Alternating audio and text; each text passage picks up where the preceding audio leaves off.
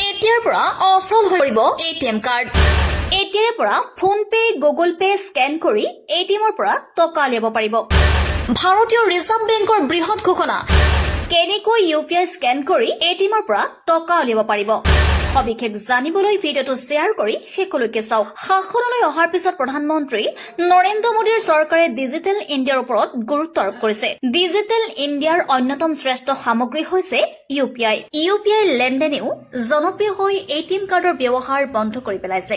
চুবুৰীয়া চাহৰ দোকান হওক বা 5 তাৰকা হোটেল হওক, এতিয়া ইউপিআইৰ জৰিয়তে লেনদেন সম্ভৱ। কিন্তু আমি নগদ ধন উলিয়াবলৈ বেংক বা এটিএম কাউণ্টাৰৰ ওপৰত নিৰ্ভৰ কৰিব লাগিব। ডেবিট বা ক্ৰেডিট কাৰ্ড অবিহনে এটিএমৰ পৰা টকা উলিয়াব নোৱাৰি। অৱশ্যে ৰিজাৰ্ভ বেংকে এতিয়া ইউপিআইৰ জৰিয়তে এটিএমৰ সুবিধা প্ৰদান কৰিছে। আনকি আপোনাৰ ওচৰত কাৰ্ড নাথাকিলেও আপুনি আপোনাৰ স্মাৰ্টফোনৰ জৰিয়তে এটিএমৰ পৰা টকা উলিয়াব পাৰে।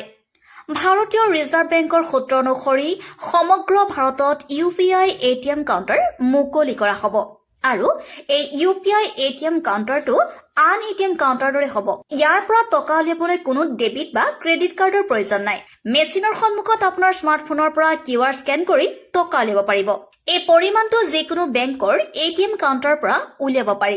ভাৰতে এটা জাপানী প্ৰতিষ্ঠানৰ সৈতে চুক্তিপত্ৰ কৰি কাৰ্ডবিহীন ইউপিআই এটিএম সেৱা আৰম্ভ কৰিছে।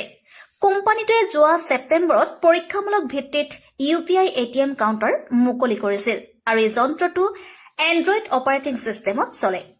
এই সেৱাটো সাধাৰণ ৰাইজৰ বাবে সমগ্ৰ দেশতে আৰম্ভ কৰা হৈছে।